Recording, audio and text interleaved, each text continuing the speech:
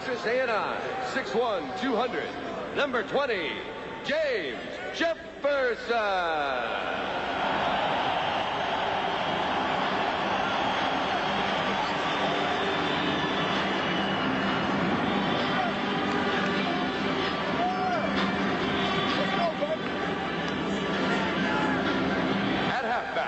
From Eastern Michigan, 6', 185.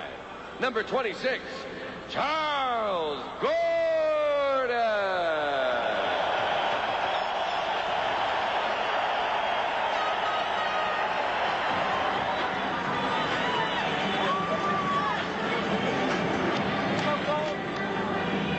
At halfback from Mississippi, 6'4", 200. Number 3, Barry Wilbur.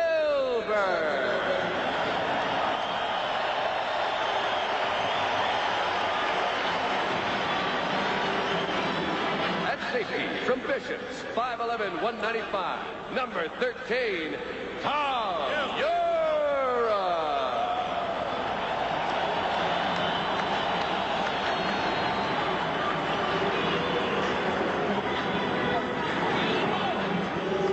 The kicker from SFU, 5'11", 190.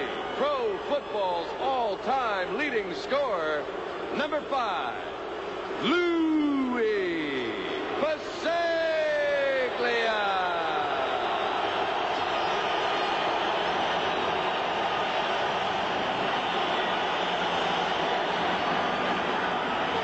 And in only his second full season as the BC Lions' 17th head coach, from 3-15 in '92 to today's Grey Cup championship game, head coach of the Western Division champions, Dave Ritchie.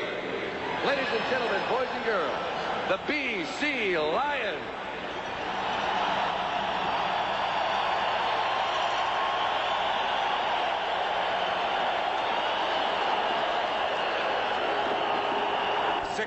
Is McLennan. Emotions running tremendously high, as you saw during the playing of the national anthems. And for several members of the BC Lions, they have indicated this will be their farewell football appearance. And the crowd very early getting into the football game. And the 1994 Grey Cup game is underway, and Spencer McLennan will bring it back for the BC Lions, and he's upended as he gets to the 33-yard line. Moore has to go with an adjustment in their secondary. Petrie has to come in for Charles Anthony, and will Ken Austin attack that area immediately? Austin indicated he'd like to flood his zone early in the football game, see what they're doing defensively. He throws to Clark, and Clark takes it up to the 44. That will be close to a first down. Ken Watson and Carl Anthony, two defensive backs who were victimized the previous time they met on October 22nd, combined on the tackle. Ken Austin coming out initially, and what he's going to do is he's going to throw to that wide side out. We talked about him not having much range and throwing it to between the hashes and the slots. James decided he wanted to test that Baltimore defense. Well, that's one of the things, and with that shoulder ailing him on the left side, you'll see Ken Austin more often than not throw to the right side of the field this afternoon. Ray Alexander lines up to the right side. He's the biggest receiver for the BC Lions, and he makes the catch at the 43 of Baltimore. Carl Anthony made the tackle. 26 yards, Austin and Ray Alexander. And Austin completes his first two passes. This is the way the BC Lions line up offensively. They were hoping that they would be able to get Mike Trevathan into the lineup, but he is still out with health problems. And the key man in the receiving corps, as he has been most of the season, is number 82, Darren Flutie. They hoped they would be able to run the ball, and Corey Philpott, with the first running play of the game, takes the ball to the 40-yard line. Good thing to do. All of a sudden, the Ken Austin comes out. He's going to go with a mix-up of play selection. Going to throw the ball wide side out. Try to get him to spread out. He does an excellent job. A good play fake inside. Holds the linebacker. He's going to throw the ball to Trevathan. Then he comes back and uses the big weapon that he's had all season long. Give it to Philpott and let him find a hole and get it down for some yardage. 2nd and 7 for the Lions. Austin out of the shotgun. Looks to the sidelines, and it's over the head of Darren Flutie. You know, for so many years, brother Doug always had the flair for the dramatic until Darren made that end zone catch last week against Calgary. Well, I think that was just a prelude to a season, as he's been consistent all year long, one of the better inside receivers in the CFL this season, and for him to make that catch and catapult BC into the Grey Cup was just a great capper to his season thus far. So on third down, Lou Pasaglia will attempt a 47-yard field goal. The all-time leading scorer.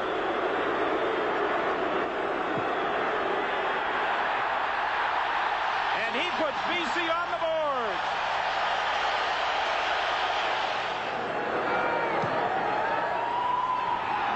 He drives this one down to the 19-yard line. They fake the reverse. Lester Smith comes to his left. And Sean Footy forces him out of bounds. Ball was fumbled right as Lester went out of bounds, but he was the last person to touch it. Possession stays with Baltimore. A 19-yard return as Tracy Ham moves out to direct the attack for Baltimore. Ham likes to operate out of the shotgun. This year, 30 touchdown passes, 13 interceptions, a career that was rejuvenated after problems last year in Toronto. How will he cope with the noise? And the fans get into it immediately.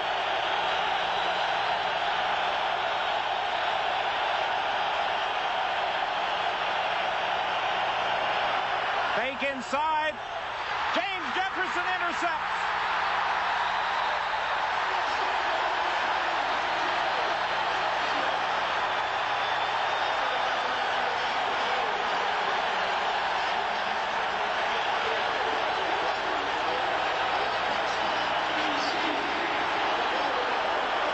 Tracy trying to take advantage of those cornerbacks looking back inside. Play fakes it inside, comes on the naked bootleg.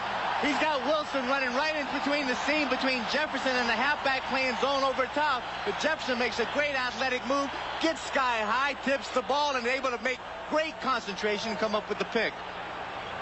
Big turnover early in the football game. Jefferson with the interception. First and 10 BC from the Baltimore 47. Austin throws over the middle for a completion to Yo Murphy. Post to another first down. Well, the key is right now is that Austin has been getting the time by his offensive line. They've done the job up front against his pass rush. Everyone was very concerned about it. As we get a look at the Baltimore defense, these four guys up front along with the linebackers are going to have to get to Austin, but the defense is going to have to tighten up, come with some zero coverage, and possibly cover these receivers a little tighter and slow down Austin's release. Short yardage offense on 2nd and 1 for BC. Ryan Hansen in. Philpott goes out. Millington the ball carrier. And Millington gets down to the 22. When Sean Millington gets those shoulder pads lowered, he can be a load. Well, the key was Jamie Terrace pulling around for Sean Millington. What they did, they fold block. You bring the tackle, Vic Stevens, down. Watch Jamie Terrace as he folds around, gets a seal on the corner, allowing Sean Millington that open lane downfield for that 14-yard gallop. This is a play that BC and Millington particularly have had great success both against Edmonton and Calgary in the past 2 weeks running.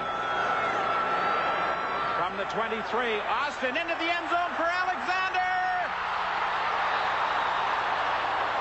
Intercepted by Carl Anthony.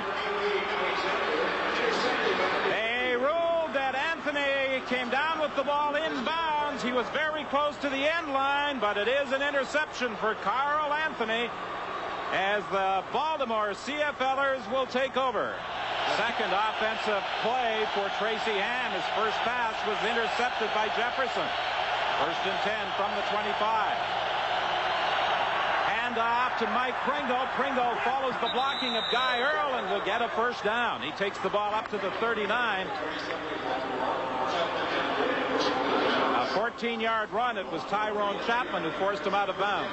We get the tail end of that interception. We've seen two great athletic plays by Carl Anthony and James Jefferson. Concentration, Carl Anthony has been picked on a lot in the playoffs by both Winnipeg and Toronto, but he's came up big time and time again, and once again here in the Grey Cup versus the BC Lions. Last week against Winnipeg, he scored the game's only touchdown on a fumble recovery. The only time this year that the defense has scored a touchdown for Baltimore.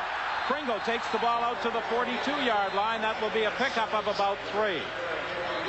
We're seeing a lot of emotion and a lot of scuffling going on the field here early, and this is the type of game where you'll get players trying to gain that intimidating advantage as we get a look here at the Baltimore offensive line, which could be the key to the game if Baltimore is going to have any success this afternoon. A very solid receiving corps with the league's top rushing game coming into the Grey Cup. And Robert Drummond, who replaced Mike Pringle in the semifinal against Toronto, has replaced Peter Tuipulotu, who was injured last week against Winnipeg.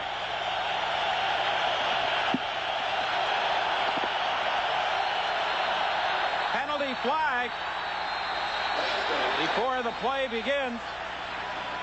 Got a timeout violation early in the game. The noise has become very evident that Tracy Ham is having trouble getting the signals out to the rest of his players. Timeout violation. Baltimore number 8. Still second down. Last week in Winnipeg, Don Matthews, prior to the Eastern final, said he had concerns about crowd noise. He had even more concerns coming into BC Place Stadium with close to 60,000 people watching the action and roaring every time his team attempted to snap the football. They went to some earplugs. We'll tell you more about that in a moment. Here's Tracy Ham, and this is something BC did not want to see. Tracy Ham running the ball. He is so effective when he takes off, and he picks up a first down, taking the ball up to the 53. Excellent job in the BC secondary as far as covering all the receivers.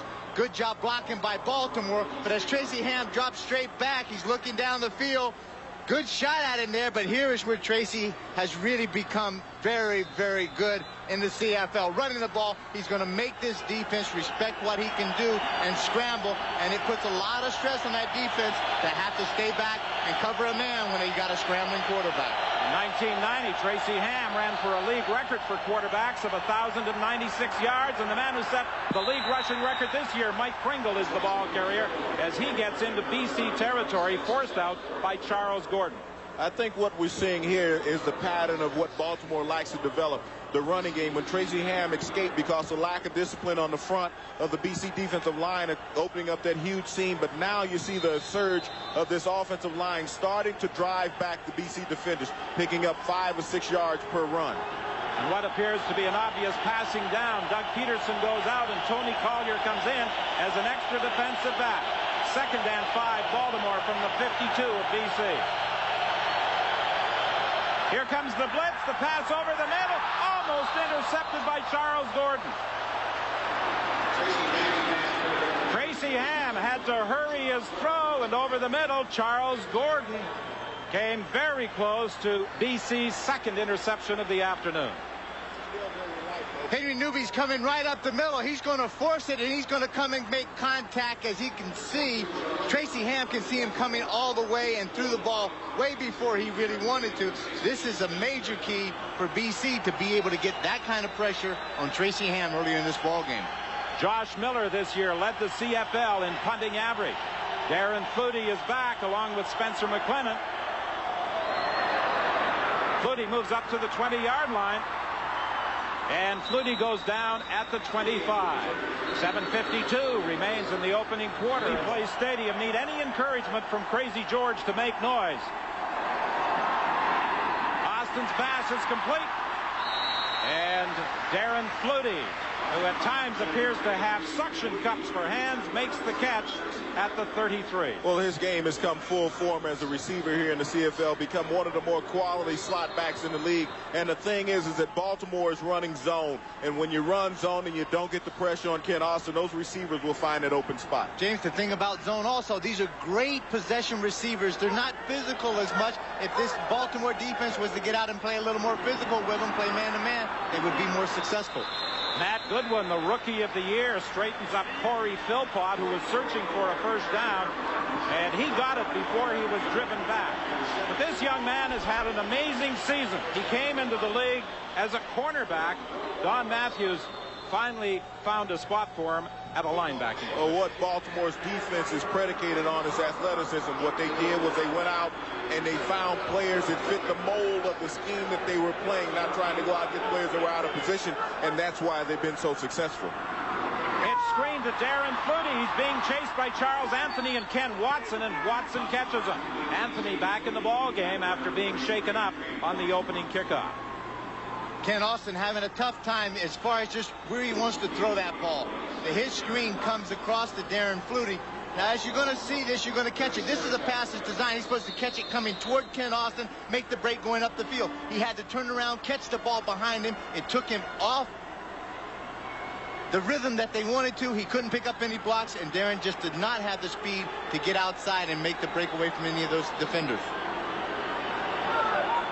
Pickup of 1. It's 2nd and 9 BC, and you certainly notice the difference in crowd noise when BC scrimmages as to when Baltimore scrimmages. Ken Watson knocked the pass away from the intended receiver, Darren Flutie. So the BC Lions will be forced to punt for the first time in this football game. Well, one of the things right there, Ken Austin has been throwing the ball, but he hasn't been able to get that left arm up to crank it up for leverage. And you'll see the great break by Watson on the ball to tip it and deflect it as it was on its way to Flutie. But when Austin is throwing the ball, his left arm, he's not able to get it up and get that leverage as far as delivering the football. So the ball is taking some time to get there. Nice tight spiral, but it doesn't have that zip on it. Carl Anthony and Lester Smith are back for this 3rd down punt by Lou Pasaglia. It will bounce out of bounds before Lester Smith gets an opportunity to play it at the 43-yard line. Only a 30-yard punt by Lou Pasaglia, who is as old as the BC Lion franchise. This coverage team, especially the teams for BC, have done just an incredible job the last 2 weeks. 2 key return men in the CFL. Henry Gizmo Williams for Edmonton and Marvin Coleman out of Calgary. Both of them were shut down. These guys accept the challenge of getting down and covering the punts extremely well. The ball between the 43 and 44. Lined up in the I formation, a scatter formation. Handoff goes to Pringle. Pringle trying to go off tackle, and he fights his way up to the 47-yard line where he's stacked up. Last week, Winnipeg at times had 5, sometimes even 6 linebackers in there concentrating on stopping the running game. BC is trying to stop the running game as well, and now the Baltimore CFLers are trying to go with their hurry-up offense. During the first half of the season, it looked as though Corey Philpott was going to shatter Willie Burton's 1975 record, but Philpott cooled off during the second half of the season, and Mike Pringle was like a runaway semi as he racked up yardage. Deep, intended for Armstrong, incomplete. Charles Gordon went deep with the Baltimore slot back. Well, we got to take a look as Tracy Ham, it's a sprint, throw back to the seam right at the last minute. Gordon's reaching out and he's trying to grab. You can see a little bit of a contact, not much at all. The ball just don't pass the outstretched arms of Armstrong. Tracy Ham trying to take something as far as taking this crowd out of the ball game early, making something big happen. 4:17 remaining in the opening quarter. Darren Flutie lets the ball bounce and picks it up, trapping a couple of players with inside the 5-yard restraining area. This is a throwback to the 1989 Grey Cup where he was injured in the Western Final Championship game, but got the start in the Grey Cup and led Saskatchewan to that thrilling 43-40 victory over the Hamilton Tiger Cats. And has there ever been a more thrilling Grey Cup game than that one? Darren Flutie, who provided the thrills last week at McMahon Stadium in Calgary on the receiving end of 2 late passes from Danny McManus, had the Kent Austin throw go behind him. Austin now 5 of 9 for 54 yards, and he has had 1 pass intercepted. The end zone throw picked off by Carl Anthony. Well, I think that last throw was evident of Kent Austin's shoulder because he is not getting his left shoulder involved in his throwing motion, and that led the ball to be thrown behind his receiver on that last attempt. 2nd and 10. The ball is at the 32. This is where Baltimore likes to come after you. Pass is complete to Yo Murphy, and Murphy is stopped short of the first down. He was tackled at the 40-yard line by Matt Goodwin. But this is going to be a close call right here because he is stopped, but it is very, very close. But I think he's going to come up about a yard short according to the placement. We see Yo as he breaks it off inside. Anthony closes on him, but what Anthony does is that he pulls him back. He does not allow him to fight for that extra yardage, and that's what you do as a defensive back when you break down. But watch Ken Austin throw in motion. Look at the left shoulder. He is not able to get that shoulder up. It's bothering him. Very gamey quarterback, probably has the highest threshold of any player in the CFL, and he's to get him a yard. Austin calls for quiet from the crowd as he gives the ball to Millington, and he should have the first down. It looks like they had a good surge up front by those Hogs up front, and they did get the first down, but BC is doing what they need to do to control the game. James, I got to talk to you. I mean, I would think he'd come up and try to take that quarterback sneak all by himself rather than hand the ball maybe 2 or 3 yards deep in the backfield. I know that his shoulder is hurt and he's not wanting to take a hit on it, but at this time, you know, I still think if it's frozen and they have a numbing in there, he's not supposed to feel anything. I know when I go to the dentist, I don't feel anything. Yeah, but with Sean Millington in the backfield, man, it's hard not to get that big horse in football. 1st and 10 from the 42, and the pass is off the fingertips of Alexander. And Alexander may have hurt his finger on that one. There's a flag on the field, across the field, and so this play may go for not. Look like Baltimore might have been offsides, and BC will end up with the 1st and 5 on this situation. It is an offside call against Baltimore, and Alexander is still rubbing his fingers. That one seemed to come right off the tip of one of his fingers. Well, normally when those balls come in quicker than what you expect, watch his right hand as it goes up here, and that ball deflects off the fingertips. As sometimes you'll get a dislocation or a sprained finger in those situations. You see, he doesn't wear the gloves. He's one of those receivers that likes to go out natural, so he really doesn't get any extra support.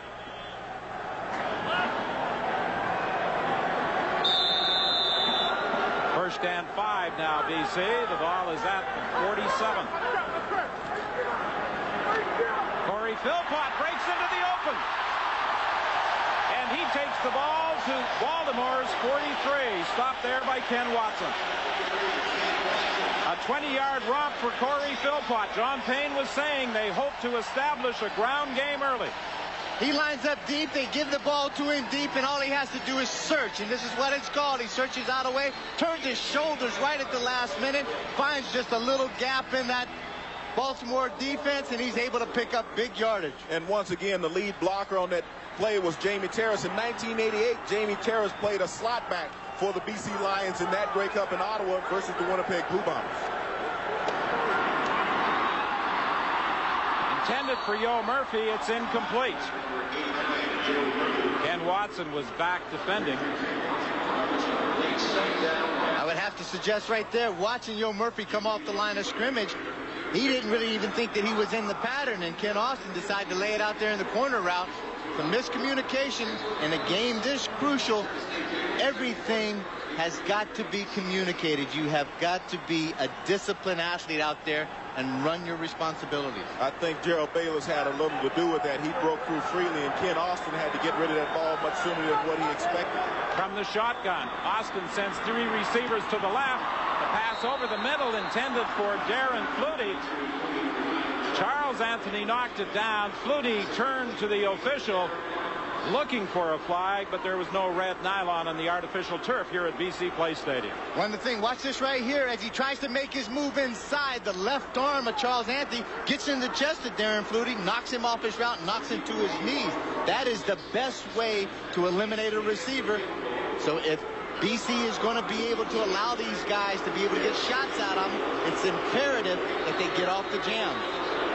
Basaglia's previous field goal came from 47 yards out. This is 2 yards longer. Not going to get it, Don. No, he is not going to make this one, and Lester Smith takes it at the 5-yard line. Lester Smith has tremendous speed. He brings it back to the 30. He's tackled there by Dave Shaders.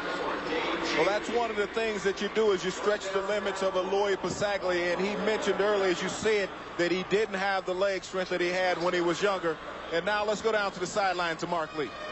Well, James, the entire Baltimore offensive linemen have decided to discard the special custom-fitted earplugs they had made earlier this week.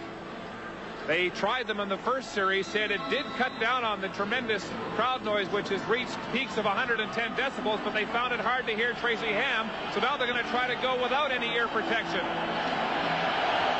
Ham has already been charged with one time count violation.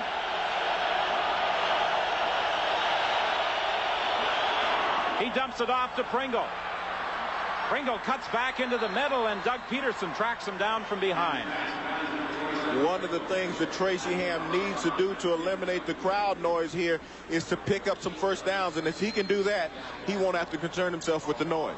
You saw Austin earlier on a third down gamble ask for quiet from the crowd. How do you think they'd respond if Tracy Ham asked for quiet? I don't know if they would be as accommodating, but you know, we've come to the end of the first quarter here at BC Place with BC with a 3-0 lead, and we're going to get one more play in before they end the quarter.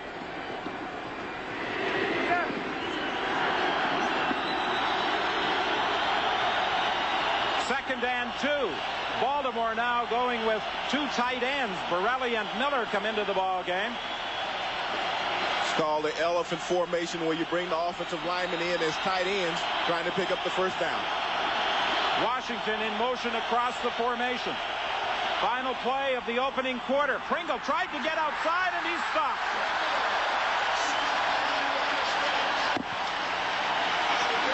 A huge play for the BC Lion defensive unit on the final play of the opening quarter. And the BC Lions are protecting. A 47-yard field goal by Lou Pasaglia is the only score of this game.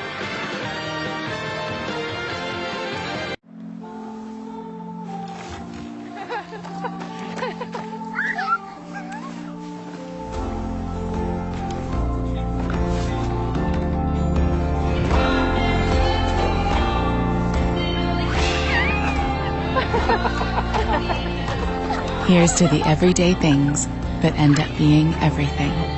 Here's to all things simple, with casual clothing and footwear from Marks. Darren Flutie are back for this third down punt by Josh Miller.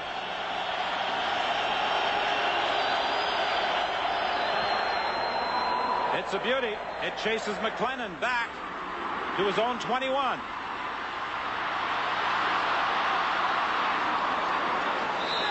There's a penalty flag up around the 45-yard line. McLennan goes down at the 28. That was a 51-yard punt with a 6-yard run back. Lester Smith was in on the stop.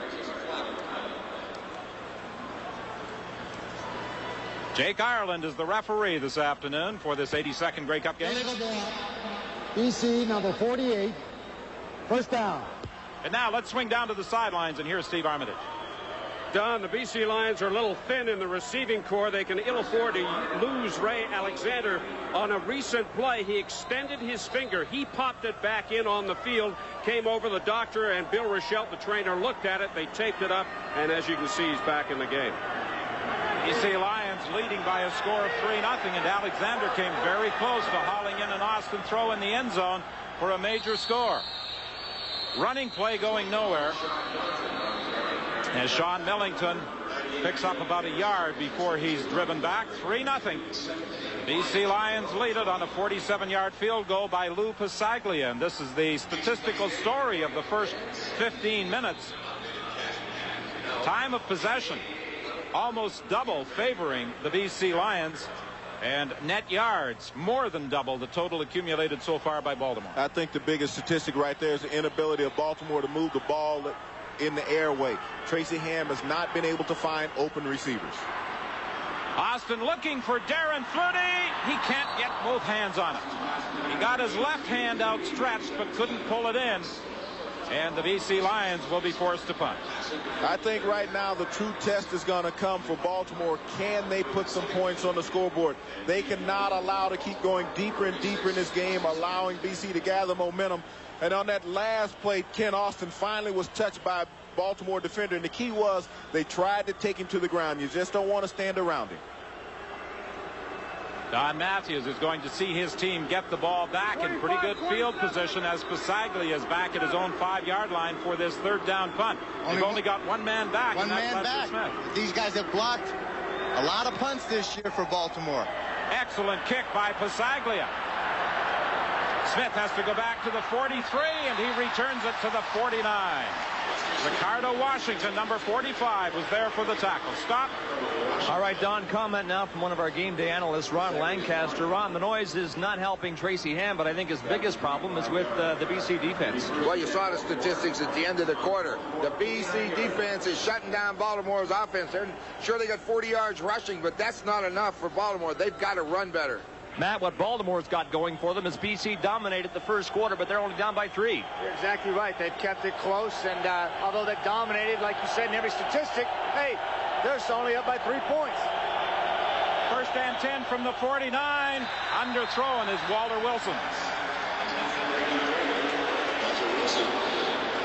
Baltimore, James, dressed an extra receiver for this game. Number 5, Mike Alexander, because of their concerns about how far Walter Wilson would be able to go. Well, Walter Wilson, he's going to go. He's like Ken Austin. You came in with the separated shoulder. Mike Alexander is a huge receiver. 6'5" would be a tremendous target for Tracy Ham. But the thing now, regardless of who's playing receiver, he has to be able to get the ball to him.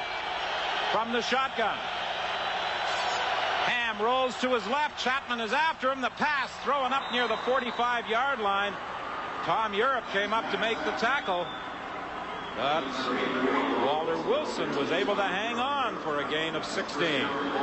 That's vintage Tracy Ham. If you only come with a 4-man rush and you can't get any support on the corner, that allows him to get out, press the corner, find that open seam without any obstructions in front of him. Walter Wilson set down when his quarterback got there, first down. He was dubbed the franchise earlier this year in Baltimore. Again from the shotgun, Tracy Ham has some time. Now he's flushed out, being chased by Peterson, and then Angelo Snipes forces him out of bounds. Good disciplined defense in the secondary by BC that time.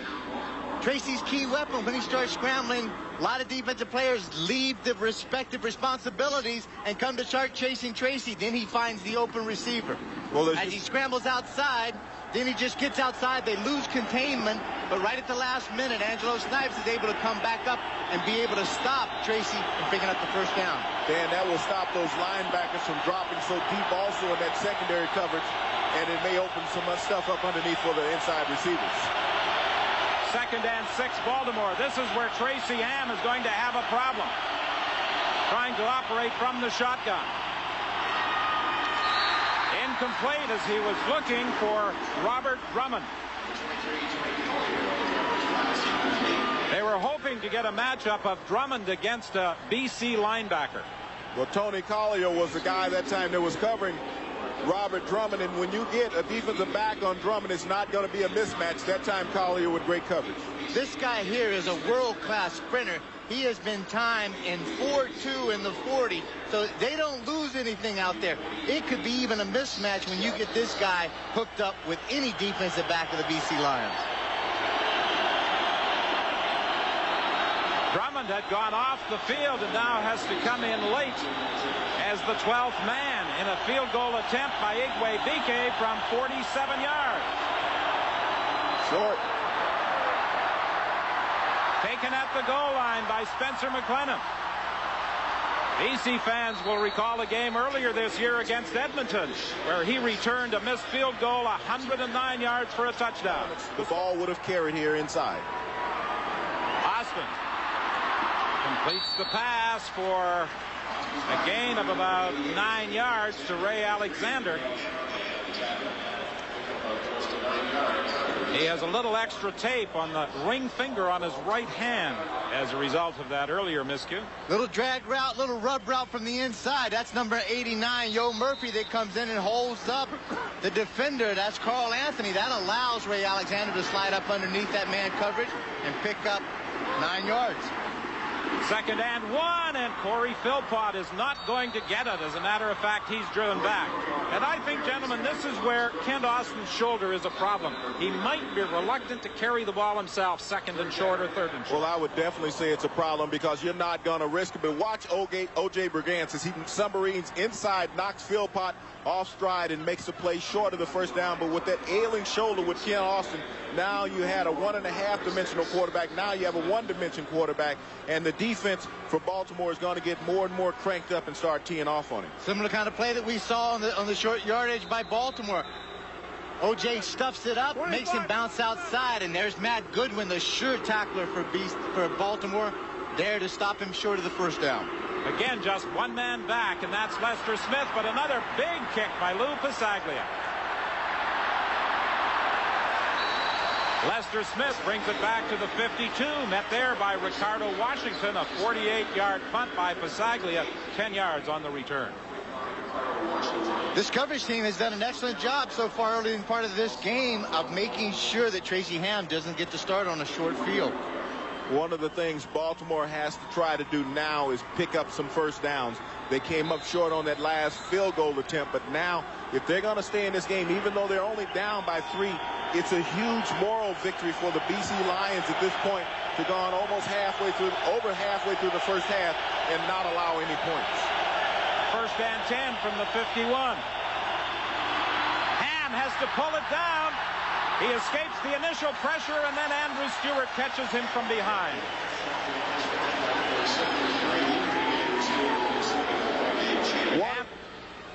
Ham was fortunate that he was able to get up after he stumbled initially. One of the things Tracy did early in his career, when he felt the pressure, he would run right away.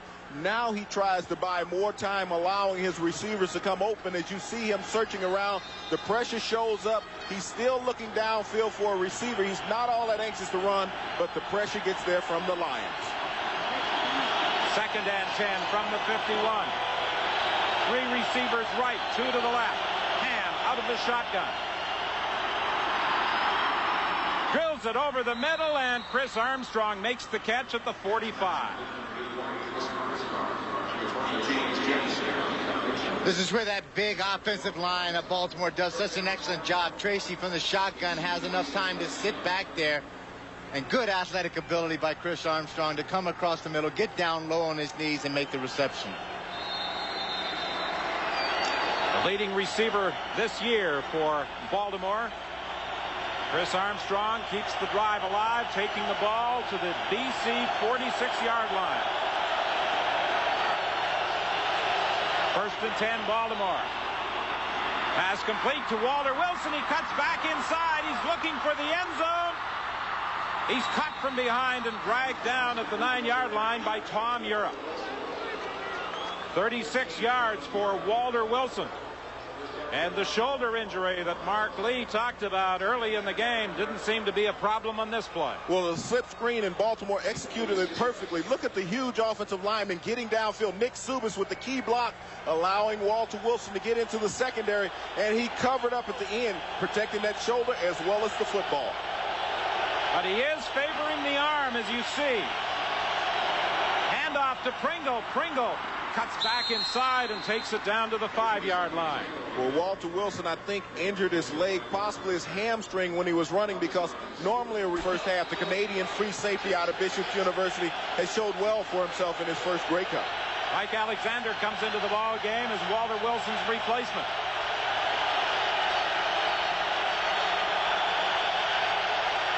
On 2nd down from the 6. End zone toss, incomplete, penalty flag. Joe Washington with Barry Wilburn all over him. And now Wilburn is going to try and convince the man in the striped shirt that there should be no flag, but I don't think he's going to win the argument. I don't think so either. I think the call is going to stand. Pass interference in the end zone and to come out to the 1-yard line. BC number 2 in the end zone. First down. Barry has been great on man-to-man coverage, but you're not allowed to mug a receiver once he gets downfield. He never let the jersey go. He was making contact all the way downfield. The official right on top. That's where the flag was thrown before the ball got there. Holding on to the back of the jersey, excessive contact. From the I formation or the scatter formation, it's first and goal from the 1, and it's Mike Pringle. No call, still short. Great penetration by that BC defense. You know, what was the problem there, Dan, that the play took so long in developing? You want to come with the straight dive, possibly go over the top. They tried to run off tackle, and as in running off tackle, Mike Pringle is trying to skate along and find a seam. You just got to bang up in there, put some hats on hats, and move that line of scrimmage. That's why they call it the search play, and that there was just nowhere to go. Second and goal from the 1. Pringle, the lone setback. Ham gives it to Pringle. He didn't get in. Pardon me, Ham faked to Pringle and carried it in himself. Everybody went for Mike Pringle. Even you. Even me. And Tracy Ham carried it in himself. Well, Tracy Ham, very crafty, and that's the maturity of a Tracy Ham at quarterback. Understanding where the defense is going to concentrate all their efforts. Mike Pringle with the dive right up the middle. The naked boot, put it in, pull it out. Angelo Snipes went for him. Tracy waltzes in for his first Grey Cup. Donald Igwe-Bike with the point after. And with 6:14 remaining in the first half, it's 7-3 Baltimore. Now, will the crowd in BC Place respond? Now that Baltimore has scored the first touchdown here in the game and BC is trailing for the first down, how will Ken Austin react, and will the crowd be there supporting him still? Donald Igwe-Bike kicking off for Baltimore. McLennan takes the ball, cuts back into the middle, and he went airborne as he was hit at the 31. A 61-yard kick and 18 yards on the return for Spencer McLennan. You could see the motion swing start to go Baltimore's way. Watch Matt Goodwin as he flies down recklessly. Sheldon Canley will finish it off once McClendon goes airborne. But this Baltimore defense and specialty teams are flying right now. What a great rookie that linebacker is. He plays every down defensively, he works hard, gets out there on the specialty teams, and he gets down, and it's just pure heart and determination. First and 10 from the 35. Intercepted by Walton. He laterals it off to Carl Anthony, and Anthony will get to the end zone. Walton intercepted and then alertly flipped it out to Carl Anthony, who took it in for the score. Don, it was evident when it came in. You could see the crowd was flat. Baltimore was fired up defensively. The pass rush was getting on Ken Austin, forced him to throw the ball quicker than what he expected. Watch as the pocket collapse around Austin. He's forced to get rid of the ball, and Walton coming across from his middle linebacker position made a great break. A former defensive back laterals the ball out to Charles Anthony, his second touchdown in as many weeks. Last week versus Winnipeg, and now versus Baltimore. Make that Carl Anthony. And Baltimore is up right now 13-3 in a very quiet BC Place. A 44-yard interception return. Walton had 10, Carl Anthony 34. Donald Igwe-Bike adds the point after, and with 5:39 remaining in the half, Baltimore with 2 quick touchdowns. That's the great thing about defenses, in the sense that when you play together, you have that sixth sense of knowing where everybody is the minute the ball is snapped. Spencer McLennan moves up to the 23-yard line. And he gets back to the 37-yard line. And that's where Ken Austin will scrimmage first and 10 after a 14-yard return by Spencer McLennan. You know, football is a team game to the utmost. And when you look at one phase of your team, it's not clicking, and you come back. Specialty teams have worked for Baltimore, and also their defenses. Now they have a pretty comfortable lead of 11 points, but Ken Austin has to find a way to get back in it. And one of the ways I feel to get back in, come back and be patient again. Start nickel and diming this stuff. Throw it underneath the zones. I think he was taking it downtown a little too much. Run the ball and then set up that play action stuff that he's got. He gives to Corey Philpott, and Philpott has a BC first down as he drives up to the 49-yard line. A run of 12 for Corey Philpott, and he was running hard. Well, that's one of the things that made Corey Philpott very successful early in the season was those quick hitters. But the guards, Denny Chronopoulos pulls out, Philpott finds the seam, and he explodes through there for 12 yards. And if he's running hard and he hits that seam properly, he can bust it a long way. 4:58 remaining in the half. 1st and 10 from the 49. Sean Millington this time the ball carrier. And he's going to be close to another first down, stopped by Tracy Gravely. Coach Dave Ritchie talked about Sean Millington, talking about his maturity, how he had really arrived as both a man and as a professional athlete this year.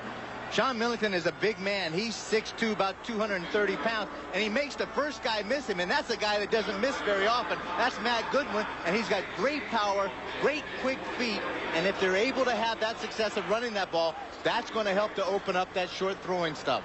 Sean Millington has had more ball-carrying responsibilities in the playoffs. As a matter of fact, he's been the busier of the two backs. 131 yards in the two postseason games as opposed to 61 for Philpott. Well, when you've concentrated so much on him throughout the season as being the lead blocker, and now he comes as that changeup, and Danny alluded to earlier, nickel and diming, and that's what's occurring with the running game. This is a waste down right now for Ken Austin. This is one where he might want to air it out. And Sean Millington, again, that Western Final in Calgary, that was a slippery turf out there. It was a slow track to some extent. So you need a big, powerful guy like that. It's not conducive to a fleet-footed scat back like Corey Philpott.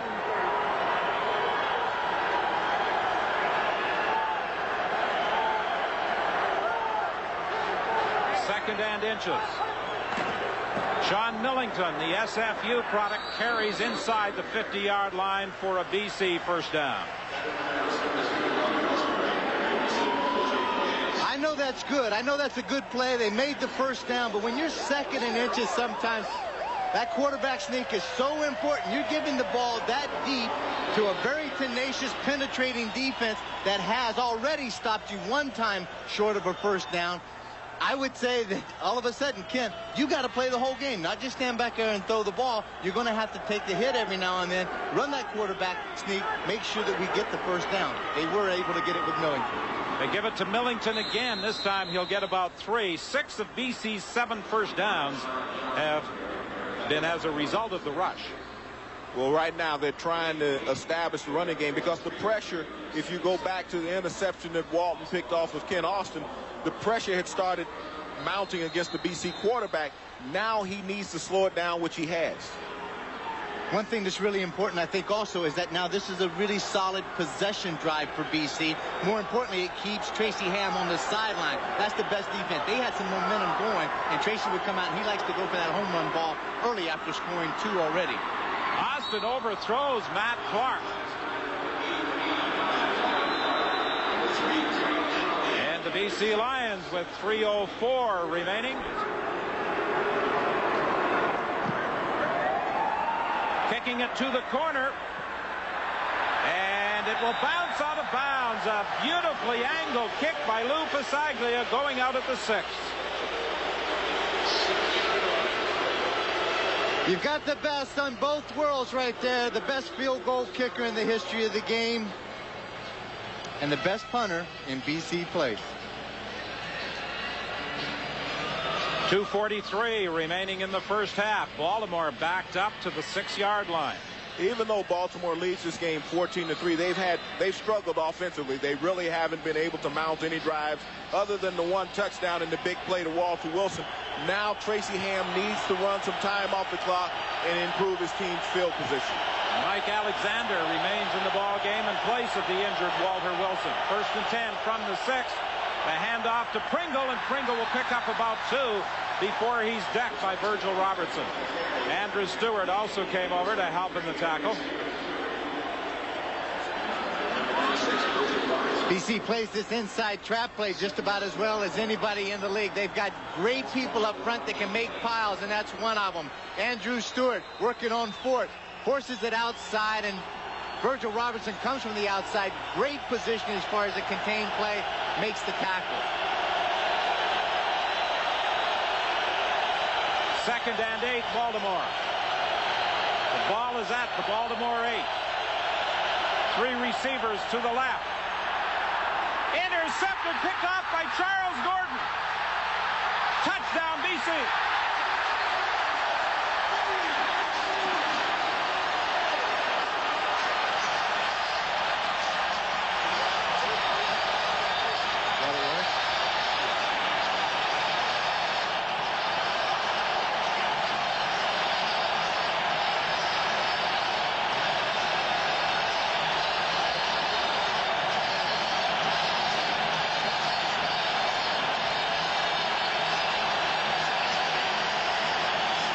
Charles Gordon with an end zone interception in the Western semifinal that enabled the BC Lions to get to the Grey Cup, and he gets their first touchdown here at BC Place Stadium. We're going to see Gordon come in from this area over here, but Tracy Ham goes back in the pocket. He's looking here.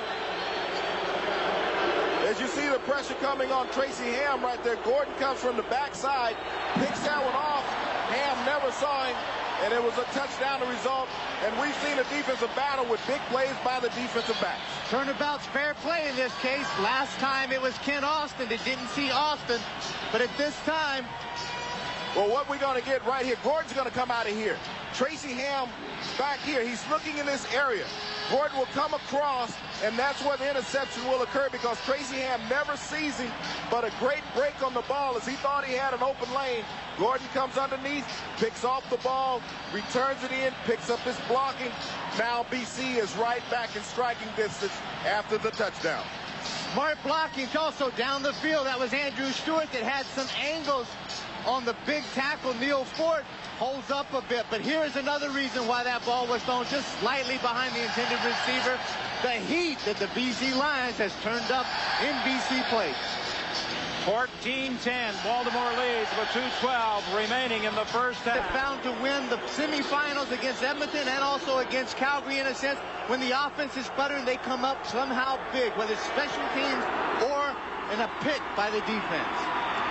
Lester Smith starts out from the 25-yard line, goes to the sidelines, and gets a couple of blocks, enabling him to return to the 50, where he's stopped by Henry Newby. That was a 26-yard run back, and good field position for Baltimore. Well, now Tracy Ham came out and made the mistake the last time, throwing from his end zone, throwing into double coverage. Now he has to be more poised if he's going to go back in that pocket.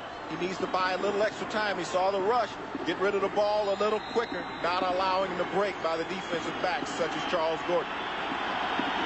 Last time Tracy Ham played in a Grey Cup game, it was right here at BC Place Stadium. He had 3 interceptions and 2 fumbles as Winnipeg beat his Edmonton Eskimos by a score of 50-11. He's had 2 interceptions today. This pass is complete to Washington. And Washington gets to the BC 43, stopped by Les Brown, but not before he gained 17 yards. Don, that was a perfect example on that play. Tracy Ham getting rid of the ball much quicker.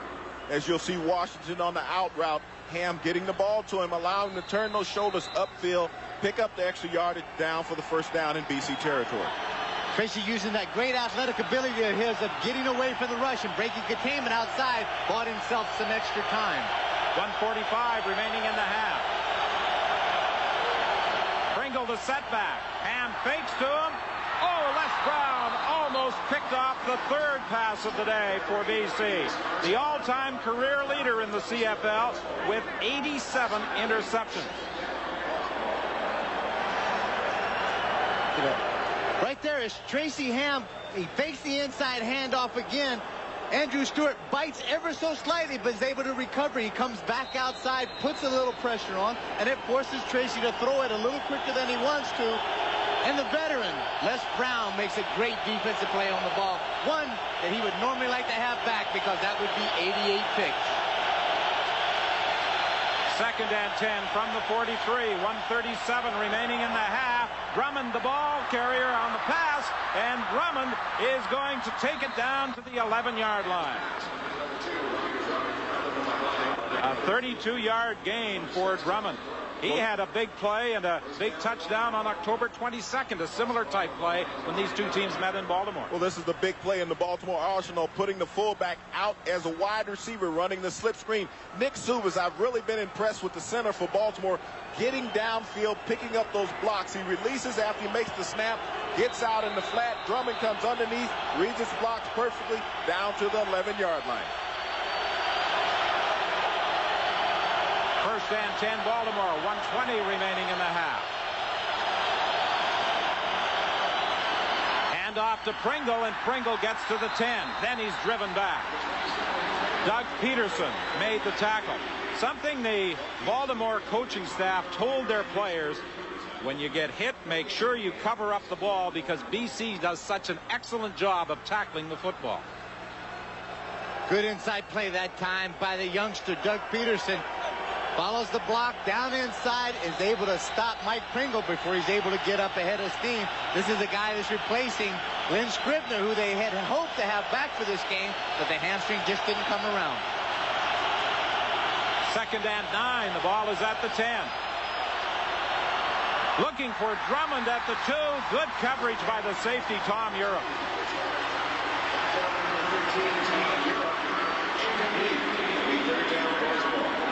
This is the key of what they were hoping to do with Drummond. As he said, he's such a threat out there. They put him at the wide receiver.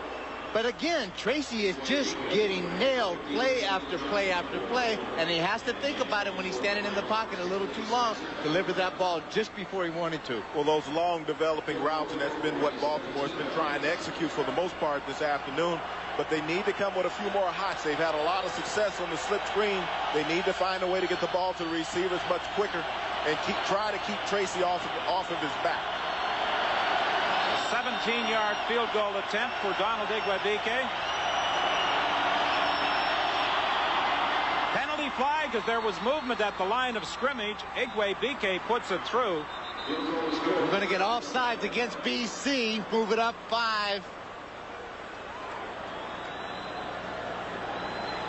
Baltimore might well decline the penalty, though. Keep the points. They're on there. They're not going to get a first down anyway. BC, number 00, decline. Field goal is good. Austin out of the shotgun. Flips it to the sidelines, and it's intercepted by Watson. That one seemed to hang up there. It was intended for Yo Murphy, and Austin is down. He took a shot just as he released from Peyton and Pressbury. And that's one of the things we talked about as Austin throwing to the wide side as we see him down on the ground. In the opening stats, we talked about that you must hit Ken. Austin was the less seriously injured of the two. Tracy Ham flips it to the sidelines. He didn't have a receiver open. He threw it out of bounds, and he may be called for this. It's got to be grounded. He threw that ball intentionally out about 15 rows up into BC plays. Newby did an excellent job on a secondary contain because Tracy got outside, but we'll listen to the call. Intentional grounding. Baltimore number 8. Second down. What Tracy's argument was on the play is that he had Washington out in the flat and that he was throwing the ball, and when the contact was made by the defender, it forced the ball to go high. Tracy was basically trying to save the down on the play as Newby came up, but Baltimore was flagged with the penalty. He may have had Washington in the flat, but not up in the stands.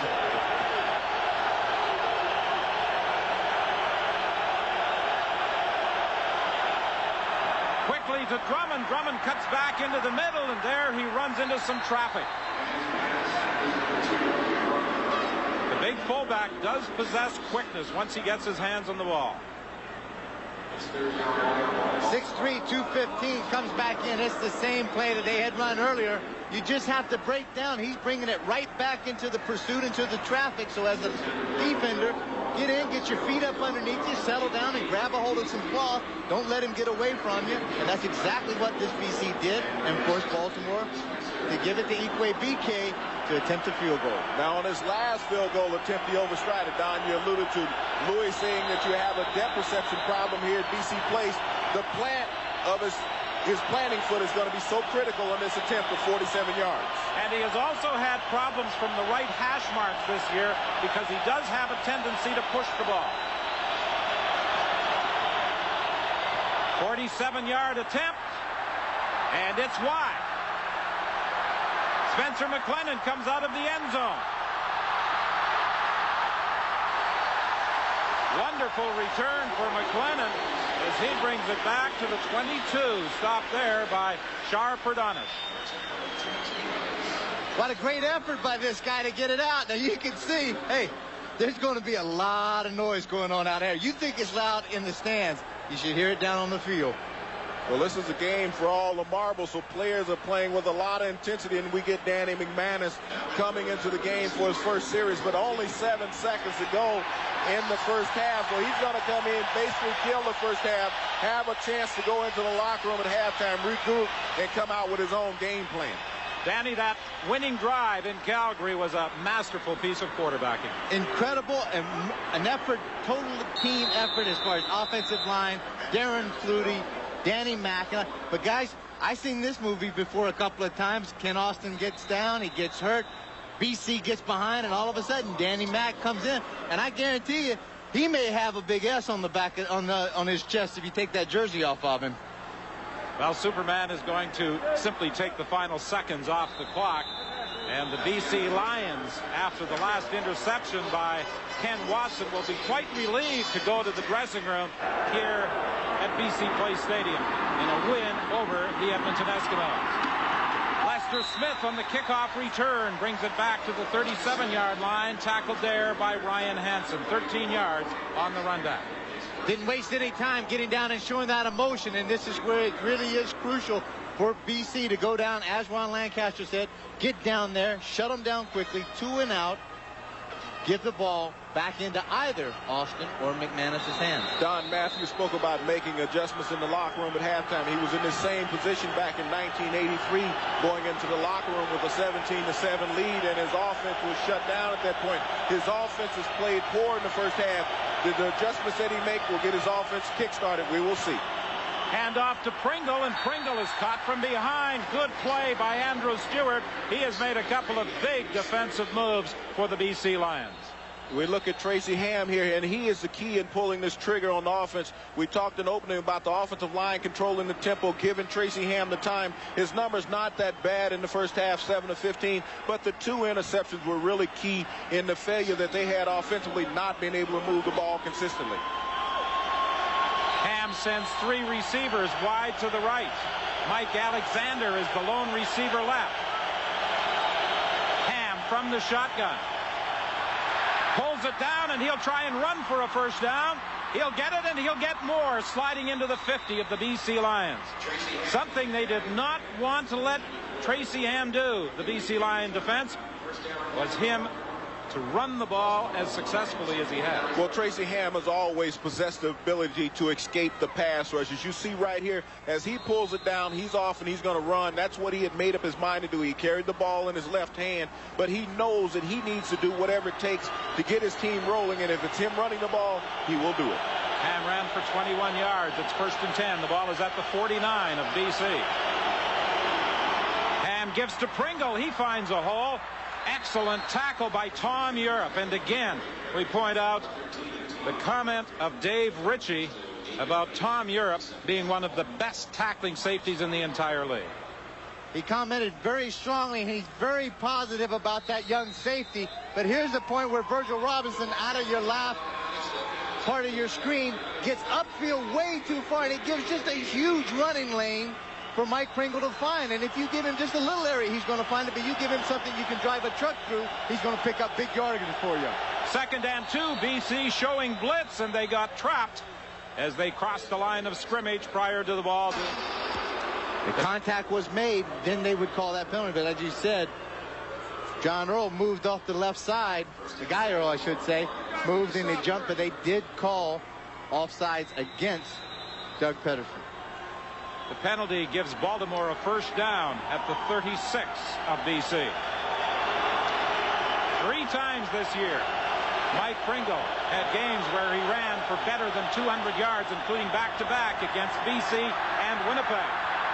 can't find a receiver.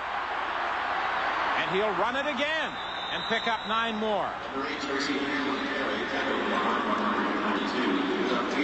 Don Matthews felt that Tracy Ham could be a key component of his offense, running the football if the receivers were covered. As a middle linebacker a long time, you thought that you would never get beaten if the quarterback runs the ball. If you do your job, do your responsibility in your secondary and your front line, then therefore if you force the quarterback to run, you have done your job. Then you can think that you come up and make those tackles. They're not giving up the big play.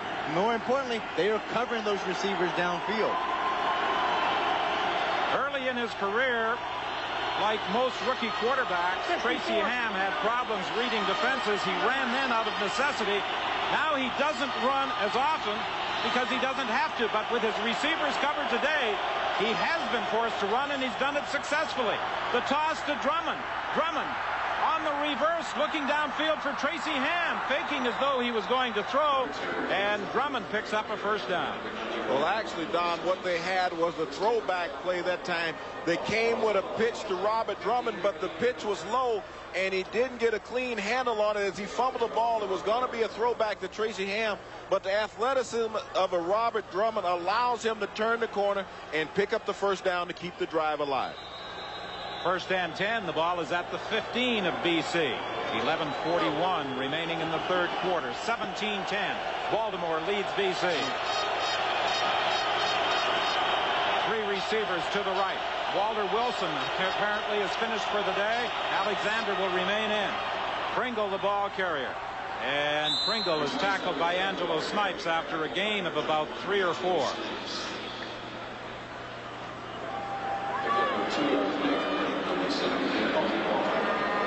Take a look as Angelo Snipes comes in, and he's just taking in one-on-one against Robert Drummond, squeezing it down tight. Drummond does an excellent job of getting his pads low, gets down inside, and is able to force Angelo Snipes to go outside of him, and that allowed just a little bit of running room inside from Mike Pringle.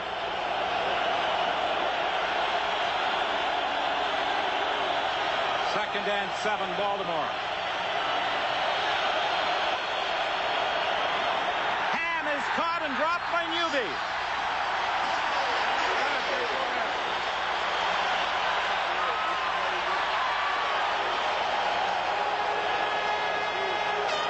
Ham was looking to his left, but Henry Newby did not give him a chance to throw. Well, the key is that BC came up in the box and blitzed. They outnumbered the Baltimore players. Newby came through inside, but Mike Pringle has to go up and put a hat on that linebacker. You can't go in like that.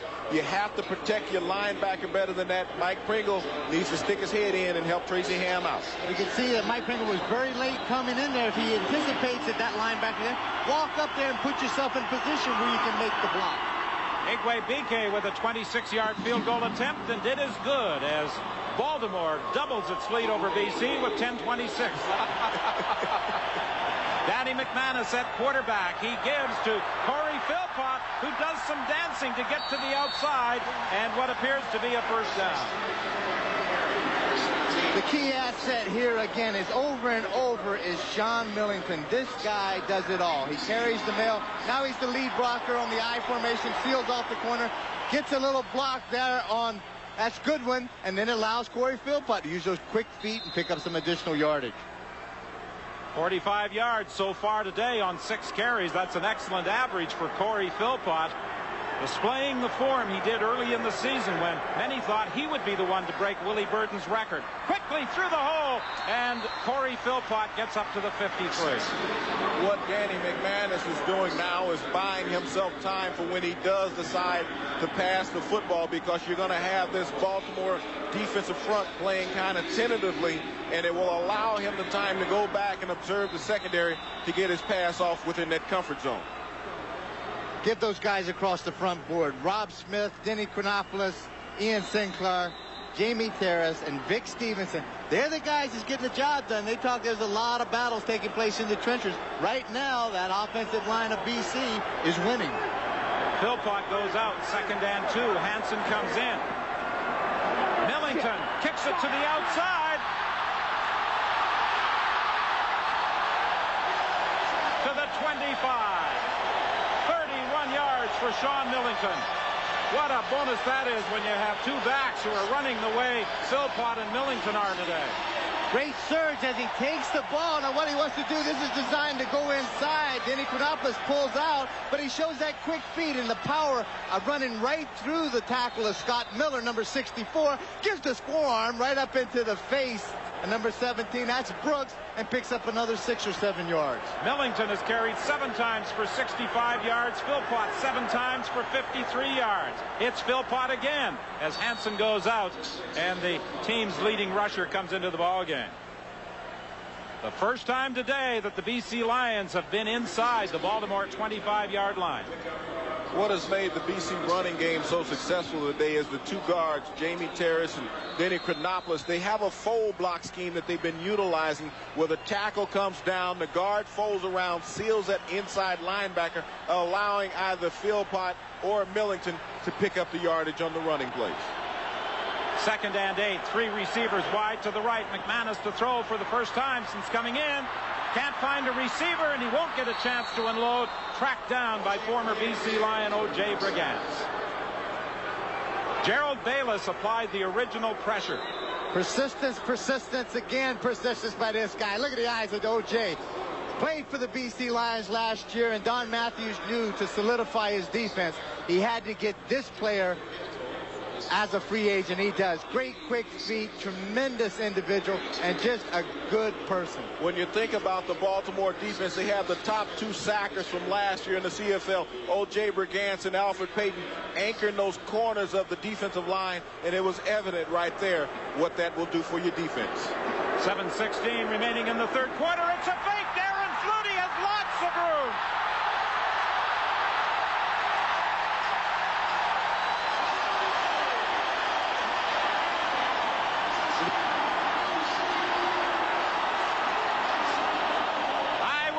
Surprised. This is a play that BC took out of Winnipeg's playbook. The problem last week when Winnipeg attempted this against Baltimore, there was a lack of communication. Not everyone knew it was going to be executed. This time, Flutie ran it to perfection. Now take a look at this. Now Louis is going to come through, make the play, but here's where the key comes. Off the line, there's no containment out here. This guy's got to get out here. Look, now as he comes back out, Darren Flutie reads that. Nobody's anticipating going to take this. Sucks everything down inside. He's got the big guy, Louis Pasaglia, leading the block. He's got to go against Matt Goodwin. Darren Flutie does an excellent job. 1st and goal from inside the 10. The toss to Philpott, and Philpott drives down to about the 2. 9 of BC's 10 first downs have been via the rush. Well, when you look at this game, when it all unfolds in the end, it's going to be a game of big plays, and specialty teams have played a big role. You can never discount them within the CFL, and you saw that time it was evident on the fake. But Corey Philpott and the offense has gotten a new lease on life right here. You could tell by the surge on that running play that BC has gotten the crowd and the momentum back. Ken Benson comes in as an extra linebacker as Michael Brooks, the safety, goes out. 2nd and goal. Short yardage offense is in. Sean Millington drives straight ahead and will be stopped at about the 1. Now, I can tell you right now, the way this BC offense is looking, everything is focused on the inside rushing game, and this Baltimore defense knows that too. They're attacking. I wouldn't be surprised in some place down here to see Danny Mack fake that inside handoff and take that naked bootleg and carry the ball into the end zone, very similar to we saw Tracy Ham do earlier in this game. 5:33 remaining in the 3rd quarter. 3rd and goal. McManus fakes, and Dan, you called it. He dives in for the touchdown.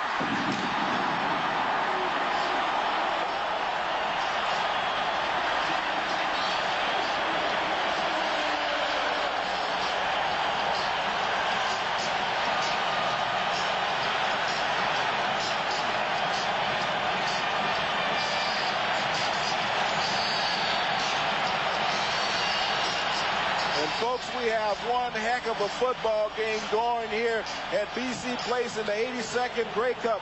BC is answering Baltimore tit for tat. I mean, you have to admire the courageousness of this BC team, the chances that Coach Dave Ritchie took on that fake field goal, and then Danny McManus being able to execute and follow it in with the touchdown. Luke Pasaglia to add the point after. We've got a 3-point ball game, which might be the most seriously hurt of the two BC quarterbacks. That was a suggestion earlier in the week, and that's why they wanted to start Kent Austin. Pringle on the kickoff return. And with 5:06 remaining, they'll scrimmage from the 33. Scatter formation. Ham gives to Pringle. He cuts it into the middle and takes it out to about the 42. He'll have a gain of 8. If Baltimore expects to keep BC at bay, this is what has to occur at this point. Their offensive line needs to really assert itself. They need to reestablish the line of scrimmage on every play, get out into the BC defenders, and allow the running game to keep going.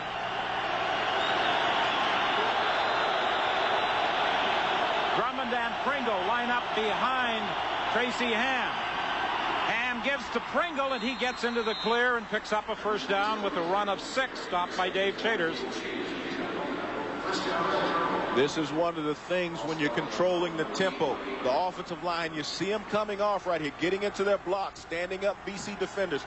Everyone is upright. And when you can allow that to occur, Mike Pringle will make it easy running for him, finding those seams.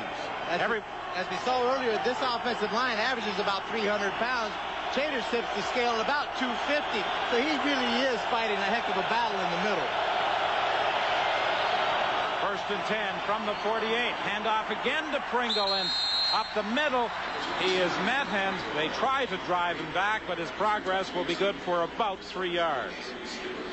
BC's defense now is a situation that they can be a little more productive with things, take a little chance. If they stop Baltimore 1st and 10 and make them go 2nd and 8, 2nd and 7, anytime that Tracy lines up and he's 2nd and 1, 2nd and 2, it opens up his whole repertoire of plays out there. On 2nd and 7, Chaters goes out. Collier comes in as a nickelback. And he moves over to line up against Alexander. Incomplete. It was intended for Washington. It was a high throw, and Barry Wilburn was defending against him. Well, that time that was an errant throw by Tracy Ham. The pocket was there. His offensive line gave him the time to find Alexander downfield, but the ball was just too high and slightly on his back shoulder. When was the last time you saw a CFL game where they played 12 minutes of any quarter without throwing a pass, or until the 12-minute mark of a quarter before they threw a pass?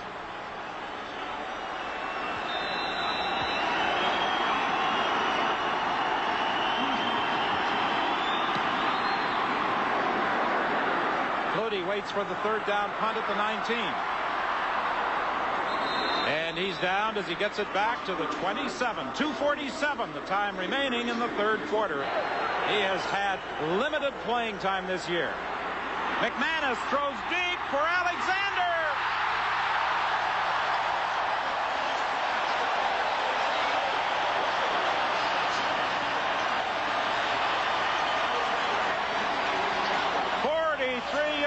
McManus to Alexander.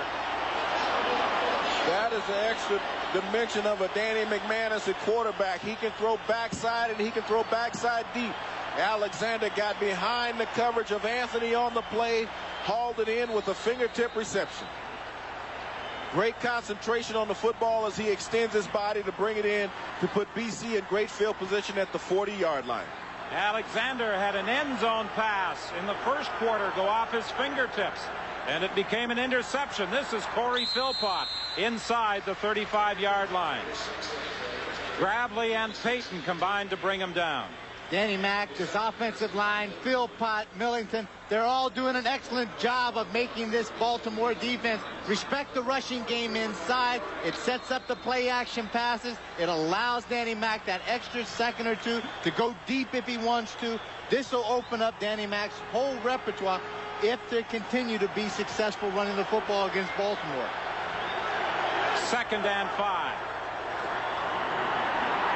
McManus throws deep down the sidelines again. This one is incomplete, and again it was Ray Alexander he was looking for, being covered by Carl Anthony. Trying to find success in the same spot. Alexander one-on-one. Alexander is 6'4". Carl Anthony is about 5'9½". But Anthony with the great inside position, and as a defensive back, if you can utilize the sideline and driving that receiver over there, not allow him to fight back inside, you have the advantage, and Anthony won that battle. Alexander was telling me yesterday, he says, I don't have great speed, but I do have a height advantage, and I'll try to use that against the shorter defensive backs of Baltimore. Bisaglia's field goal try. The game is tied.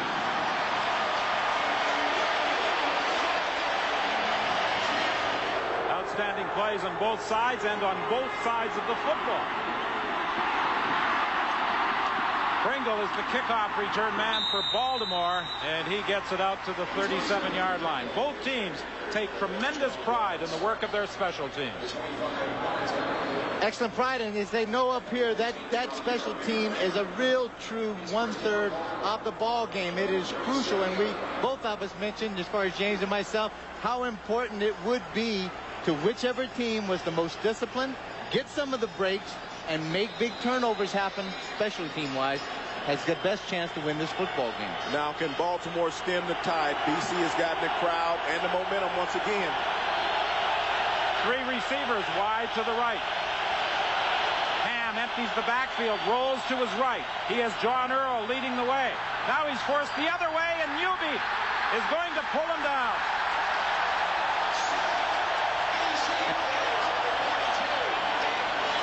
Doug Peterson on the sack. Relentless pressure by that young defensive lineman from Simon Fraser to make the big defensive play.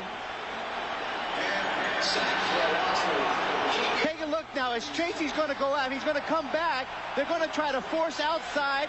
Come with also Chapman. But here comes the containment in the back. Nobody is losing their responsibilities, and they're able to corral him. If he's going to run it, he's going to have to run it right up the gut, and there's people there waiting for him. Now he has to take a thing, and that allows Peterson to come in and make the sack. Newby made the initial contact. Peterson finished the job. 2nd and 19. This should be the final play of the 3rd quarter. Ham's in trouble again. Tyrone Chapman came charging across to take Tracy Ham down just shy of the 35-yard line on the final play of the 3rd quarter here at BC Place Stadium. And the Lions are going to get the ball back to start the 4th quarter with the game tied at 20.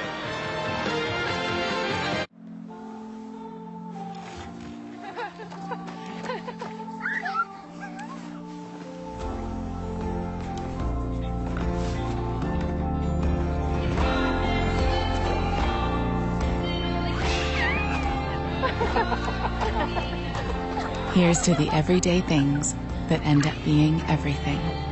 Here's to all things simple, with casual clothing and footwear from Marks. The game is tied. Josh Miller back at his own 20-yard line for this 3rd down punt. Here's pressure up the middle. The left footer gets the kick away. Darren Flutie fields it at the 38. And Flutie goes down at the 42. Lester Smith was the first man downfield.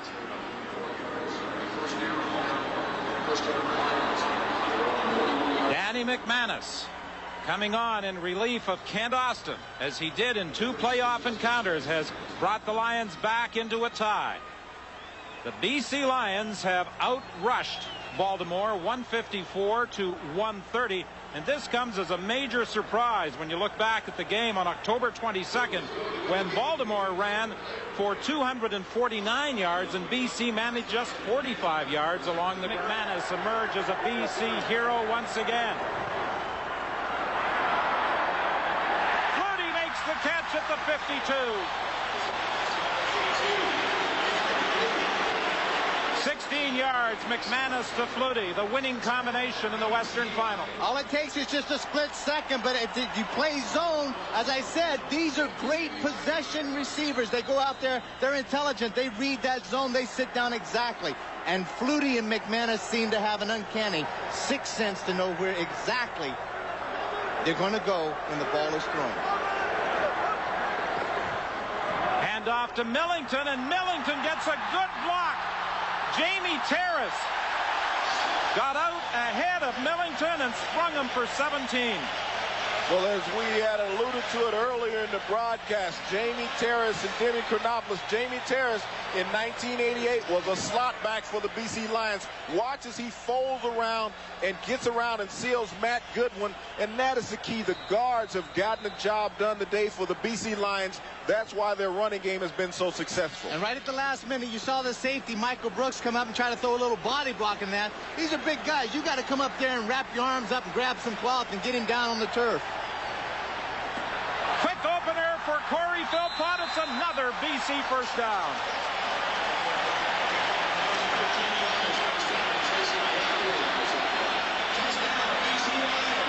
$13 yards for Philpott. A lot of consideration was given to the size of the Baltimore offensive line coming into the game, but it's the quickness of the BC offensive line as we see the rushing numbers on the board right there. Sean Millington with 85, and this offensive line is getting off the ball quick, getting into the defenders, creating seams. They go with Millington again. This time he's stopped as he gets to the 20-yard line. But what a tremendous 1-2 punch along the ground. Philpott 11 carries for 80. Millington 9 carries for 85. You don't know who it is. You got the lesser of two evils there. Who do you think you're going to try to take away? And one thing that can't be done right now is O.J. Brigance. He gets in there. He's been in this building before. He knows what it's all about. He's going to take away Sean Millington as he did on that 1st and 10 play. 12:22 remaining in the ball game. 2nd and 8 BC.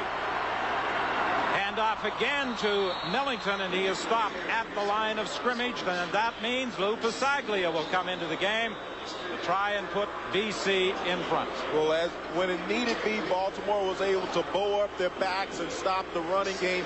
But we talked about the lack of passing in this game, and Danny McManus didn't want to risk a potential turnover, thought he would keep it on the ground. He was well within Louis Pasaglia field goal range and play it safe and come out with at least 3 points. Well, I'd have to suggest a little bit.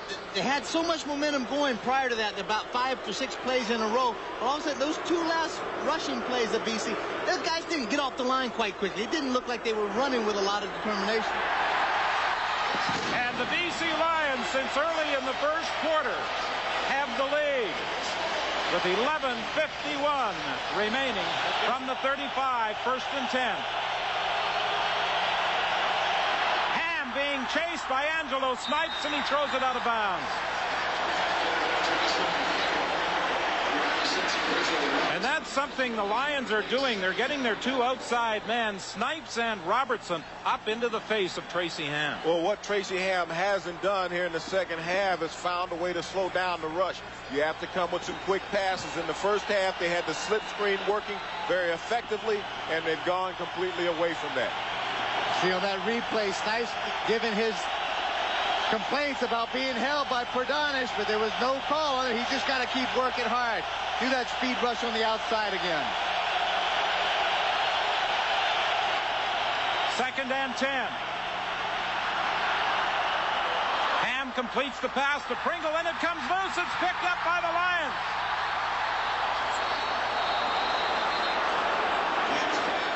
They're ruling that the ground cannot make you fumble. They're going to give him the catch. Well, it wasn't that the ground could not create the fumble, but Mike Pringle was down, and the minute that instantaneous contact was made by Barry Wilburn, he's down on the ground already, and that's the call that the official was making.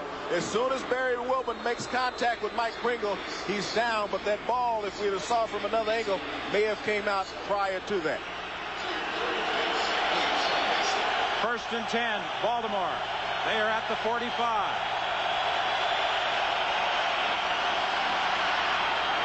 Washington has made the catch deep. And he takes it out of bounds at the BC 10.5.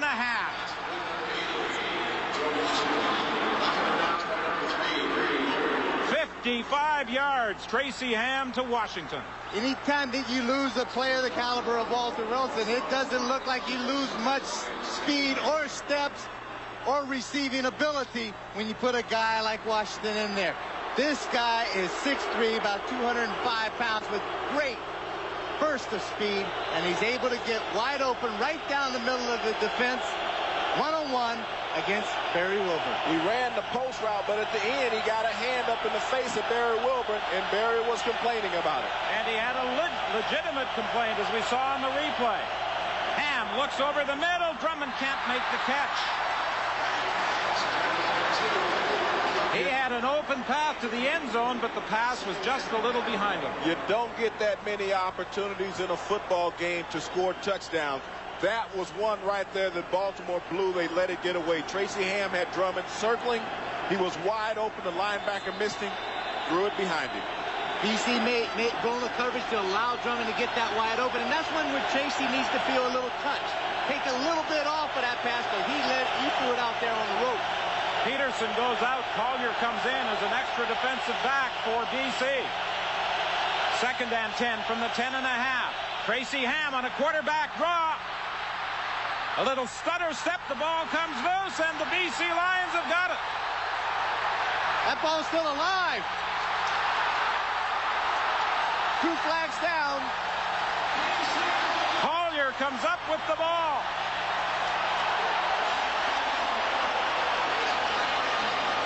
And when you talk about letting opportunities get away, you got to go back to the missed pass of Tracy Ham to Robert Drummond. And then when he tried to make something extra happen, looked like he might have been stripped of the ball, and BC is going to come up with the possession. The fumble was recovered by BC. The flags happened after the recovery took place. But let's listen to Jake Ireland. Major foul. Face mask. Baltimore number 63. BC number 13. First down. One penalty each way, and they occurred after the ball was recovered on the Tracy Ham fumble by was hit with the illegal block. As we see Ham, you have to tuck the ball away. He's carrying it like a loaf of bread. As he goes down, the ball is knocked out by Collier. He's alert enough to pick it up and start running. John Earl grabbed him by the face mask in trying to make the tackle. He got away from that and carried the ball upfield. And as he was running, Tom Europe came with the illegal block in the back. But a big play by BC to dodge that bullet and come out with the turnover. I mentioned earlier in the game, the BC Lions do such a good job of trying to knock the ball loose.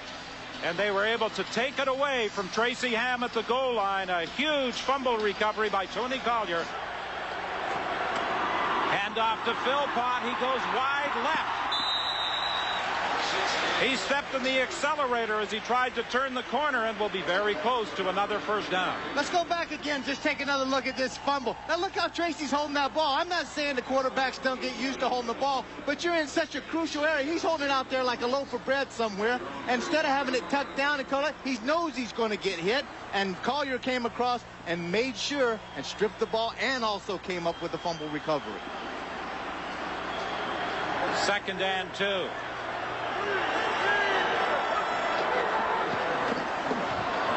The give is to Philpott. He isn't going to get a first down. Alfred Payton made the tackle.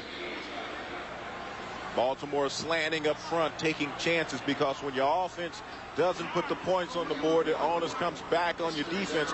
You have to make the plays and get the ball back in the offensive team's hands, and that's what Baltimore is attempting. Quit. Time for one real gutsy call, which isn't going to happen because I can see the punt team come on. So I'm at a little bit of advantage here, folks, and I'll admit to it. But I thought it was about 3rd and a yard or so at this point in time. I don't know if you go for it and keep the ball out of Tracy Ham's hands. Well, this would be a long 2. It's about 2 yards for a first down, so it would be a chance. But BC has that fake in their arsenal, so you never know what may occur. I don't think they'd attempt it here. Leading by 3 with 8:20 remaining. Lester Smith takes the ball at the 50. And he brings it back into BC territory. Baltimore will scrimmage 1st and 10 from the 47. Sean Footy made the tackle after a 16-yard return. Lou Pasaglia not happy with the kick. It only traveled 31 yards. That's exactly. So Tracy comes out here. He's starting on a very short field. Ikwe BK has kicked the field goal against Winnipeg. It was 54 yards. So in this case, I mean, he's well into range within a play or two that would tie this game. But the key, Dan, is that he's missed 2 within that range this afternoon. So the accuracy hasn't been there. The distance might be, but the accuracy is the question mark. 1st and 10 Baltimore.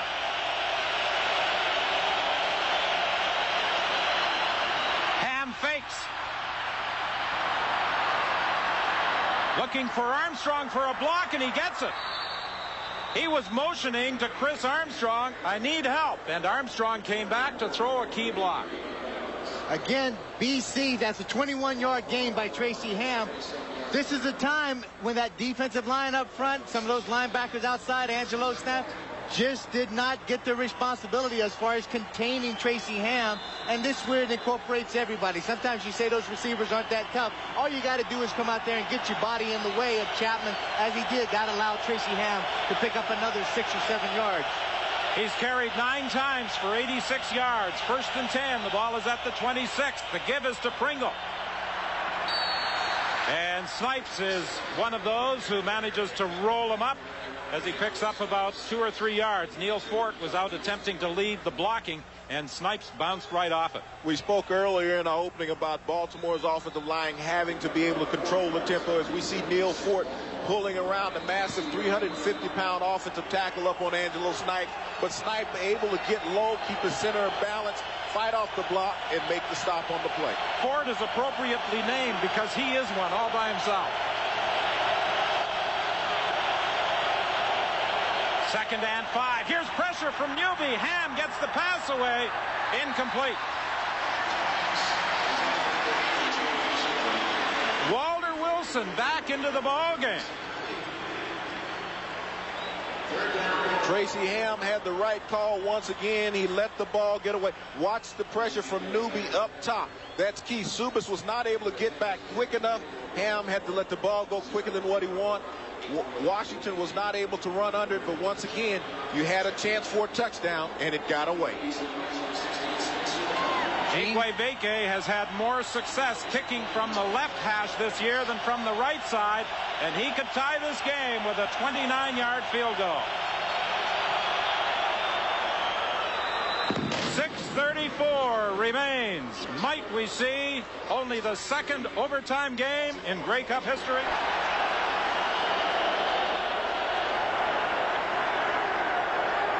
Sends 3 receivers wide to the right. The toss goes to Corey Philpott, and he picks up 5.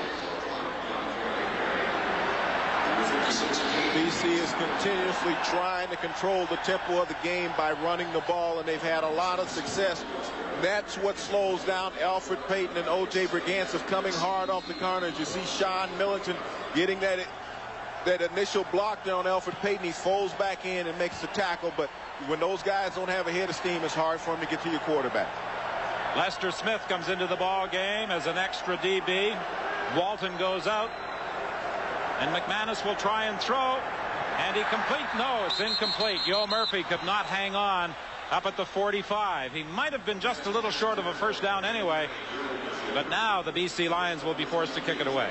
Red, I thought you're exactly right. He's about 2 yards short, and that's what the receivers have to know. If it's crucial that you make the 1st down, you've got to run the route to the 1st yardage marker and at least pick it up. And also the same thing you got to do, not only pick up the yardage, but catch the ball once you get there. Now the tide swing can change ever so quickly in a situation. Baltimore, the last possession, was able to go down and tie this game up. Now BC 2 and out offensively. Baltimore back on the field very quickly with their offense. This is where they need a huge punt from their veteran, Lou Pasaglia. Chapman is going to be onside. But Lester Smith catches the ball back at the 33, and he brings it out to the 42. Bisaglia was kicking it to the sidelines in the event that it would take a bad bounce, and Chapman was onside. A 38-yard punt, 9 yards on the return. 5:18 is the time remaining. BC had a 3-0 first quarter lead. Then Baltimore outscored the Lions 17-7 in the second. But BC had a 10-3 advantage in the third, and they've each kicked a field goal in the fourth for a 23-23 tie.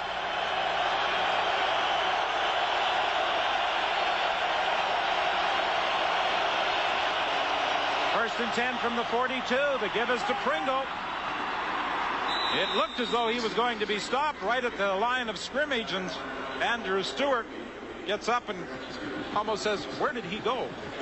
Where did he go? He went behind that huge offensive line. Sharp Ordonich is pulling from his left offensive tackle. Very easy for Mike Pringle to hide behind him, but he lowers his head at the end of that run. He runs right through Tom Europe and picks up another 2 yards. Second. Wilson comes out wide to the left. Ham throws to Drummond, and he overthrows him. And again, another great opportunity. Drummond is standing out there all by himself. Tracy's just got to take his time and deliver the ball. And you look at the expression on his face. He knows he had Drummond exactly where he needed him and just miscued the throw. Dan, you touched on it earlier when you said that Tracy needed to know when to put some touch on the ball when he had Drummond on the crossing route down at the 5-yard line. This time he needed to put the ball on a rope where he had Drummond going up the sideline where he was uncovered, get the ball to him. It would have been a foot race if he'd have caught the ball. Not a very good one, but I tell you what, if Drummond catches the ball in stride, he is gone. The scenery when you chase him is not all that pretty. Flutie fields it at the 29. The ball comes loose, and the BC Lions get it back. Watch the impact of this blow that he will take that will just dislodge him by Carl Anthony, who put the shoulder right squarely on the football. But McClendon was ever alert to dive in there and scoop the ball out, and then it was picked up by one of his teammates on the play. You'll see it right here, better blow. Watch Carl Anthony. That's football. That's intensity. You go in and you level them. You can see the back end of that football kind of hanging out of the side of Darren Flutie when he tried to tuck it away. But BC got away with one right there. You've got to be lucky to be good and good to be lucky. And that just happened right there, that they didn't turn the ball over to Baltimore on the 25-yard line. 3:49 remaining. First and 10. The ball is at the 28. McManus fakes. He was looking out into the flat for Yo Murphy. It will be 2nd and 10. Charles Anthony was running stride for stride with Murphy. The physical problem that McManus had coming into the game was the contusion in his right thigh. That's his plant leg. And when you're trying to deliver the football, you have to put a lot of pressure on it. And McManus hasn't seemed comfortable in trying to deliver his passes. Okay, guys, tell me if I'm seeing a different game here, but all of a sudden I'm seeing BC come out there, run the ball 1st and 10, Philpott, Millington, and then keep running. Now they come out and want to start throwing the ball. Give themselves some production on that 1st and 10. Well, on 2nd and 10, they're going to throw. There's no question about that. And McManus looks over for Alexander, incomplete, and he protests to the official that he was interfered with by Urban Smith. Well, he might have a legitimate complaint, but I got to go back to what Dan Kepley said on that play. You got to come out on 1st down and pick up some positive yardage, not to put your quarterback in a 2nd and long situation. Irv Smith was holding on the cloth early, but he let him go, and once the ball is not in the air, the official didn't call it. Could have went either way, but now once again Louis Pasaglia is back in the game, Dan, because they went away from what they were having success with. And here it is. Louis has not been kicking that ball so deep, so Baltimore's going to get pretty good field position again. And with Lester Smith hurt, Carl Anthony is the punt return man. And again, an onside man. It's Chapman.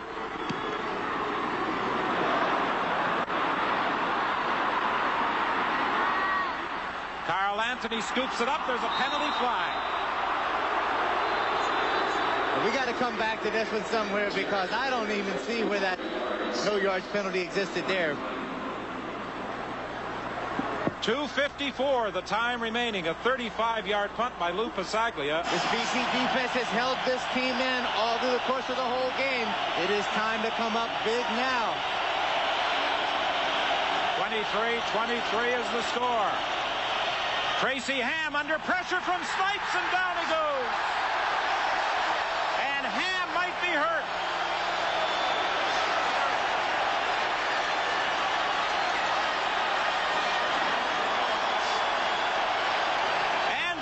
Snipes beat Guy Earl and took a beeline towards quarterback Tracy Ham, and Ham is hurt. And we talked earlier about the offensive line being a key. Guy Earl could not get out from his left guard position to chip out on Angelo Snipes. He had a free run at Tracy Ham. Tracy Ham fell on the football. He's still down on the field. BC had trouble at quarterback. Now, John Kajimi on the bench hasn't taken a snap all afternoon, hasn't played it since the game in Hamilton on August 17th, so he's quite rusty if he has to come into the game and answer the call with 2:42 to go in the Grey Cup. Call it a G block where the guard, as you say, Guy Earl steps out and takes the outside guy.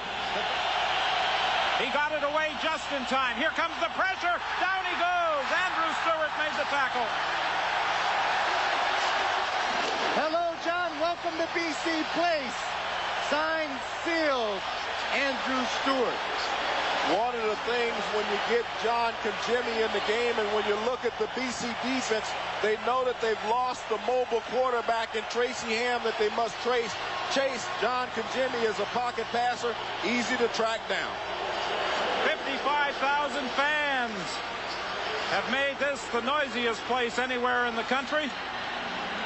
This time it was the other Earl brother, John Earl, who got beat right up the middle by Andrew Stewart. This is the time when you know you don't have a mobile quarterback back there. You've got to make that block just for a little longer, because he takes a little longer time to get rid of it. Good kick by Miller when they most desperately required one. Clooney is back at his own 35, and he goes out of bounds at the 37. Against the Baltimore team today. This is the 13th Grey Cup game for Gene Gaines as a coach and a player. Corey Philpott, the ball carrier, stopped by O.J. Brigance. 1:59 the time remaining. Remember, the only overtime game in Grey Cup history, 1961, CNE Stadium in Toronto, when Winnipeg beat Hamilton. And there's Gene Gaines. 4 Grey Cup rings as a player, 4 as a coach. We had just an opportunity, a little Grey Cup trivia about a minute ago. The 1981 Grey Cup between Edmonton and Ottawa was tied 23-23. 2nd and 7. McManus now in trouble. Now he finds Alexander open. Can't hang on. No, they're ruling he's got the catch. And the ball came loose when he came down. A 34-yard strike. They're ruling that the ball came loose when he hit the turf.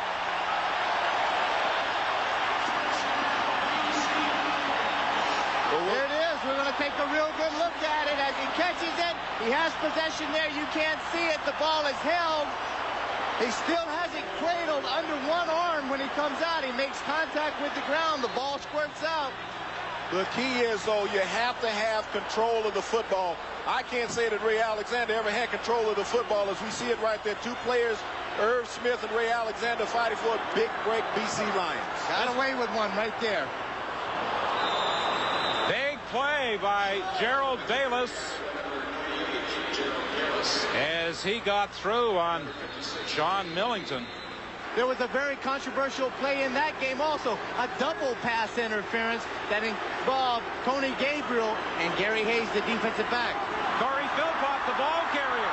And he takes it down to the 30-yard line on 2nd and 12.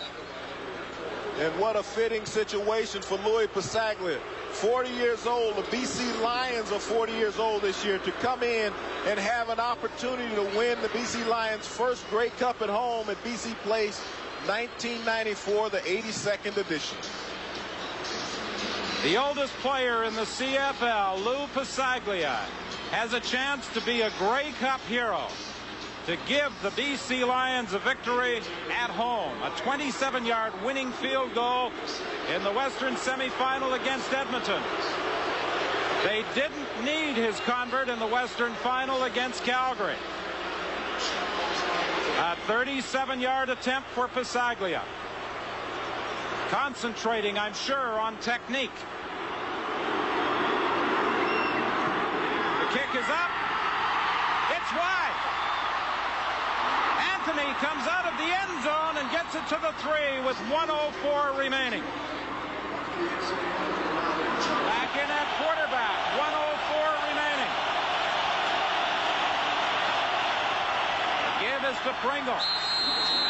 The Lions trying to pull the ball out of his grasp. The situation that Baltimore is facing here, if they don't get a first down, and if Josh Miller doesn't get off a booming punt, they're still going to be within Lou Pasaglia field goal range.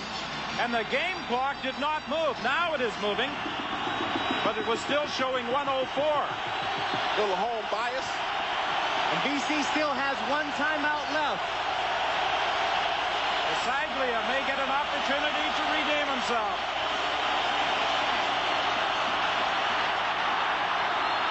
Ham's pass intended for Wilson. Falls incomplete. The biggest kick of Josh Miller's life. Will he have enough leg to get a 45, 50-yard kickoff here at BC Place?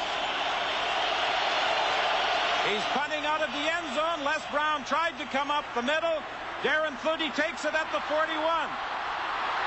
And Flutie gets inside the 35. 28 seconds remaining. 23-23 is the score. The Lions will get another opportunity to win it with a kick. If he's able to kick the winning field goal. Philpott cuts it back inside and takes the ball down to the 32-yard line with 22 seconds remaining. Well, Louis Pasaglia, you get a look at Louis, the intensity, the concentration, the consummate professional right there. Knew that he had that last attempt well within his range, pushed it, but that won't occur a second time if he gets the shot. Folks, it'll still come back to that one catch that was given to Ray Alexander in that call. On second down, Millington takes it to the 31. 11 seconds remaining. Now my question to you. Do you kick a field goal or do you punt it to the end zone for 1 point? I kick the field goal. I take the sure 3. Leave no doubt about it. Lou Pasaglia with an opportunity for redemption. He can emerge as the Grey Cup hero. And Dave Ritchie can only wonder if his BC Lions will indeed be 1994's team of destiny. When it's it, the time is in and on the clock. This is it for the Grey Cup victory. Pasaglia's kick is up. It's good.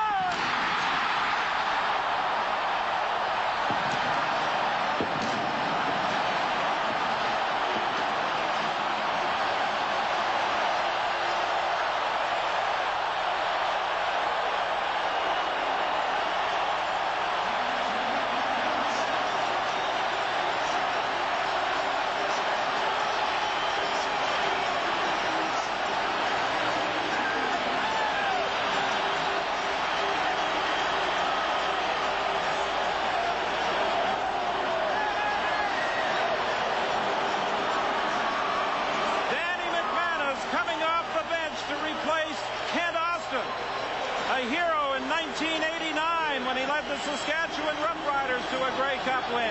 Darren Flutie, the hero who got them to this Grey Cup game. Danny McManus firing the touchdown strike that brought them to the Grey Cup at BC Place Stadium. And Lou Pasaglia with a second chance to be the hero split the uprights for a 26-23 win.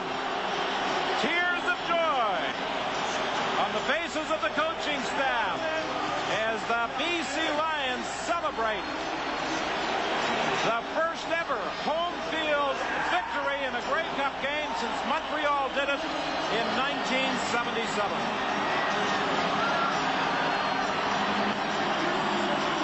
Those pictures and that emotion just tell you everything about it. There's Louis. Distraught. And in ovation. Distraught after missing an earlier field goal that many thought might win it. But given a second opportunity, he made the most of the chance, and the Lions are Grey Cup champions for 1994. That shoulder isn't too bad now for Kent Austin, is it? don't feel any pain whatsoever, particularly when you're holding your child. Lou Pasaglia running over to the stands. Bill Comrie out to congratulate his coach. And what an interesting story that is. There were rumors before the playoffs that Dave Ritchie might be fired. He took the team to a last-play victory on a kick by Lou Pasaglia in the Western semifinal. Then a last-play touchdown against Calgary in the Western final. And for the third week in a row, a last-play victory in the Grey Cup over Baltimore.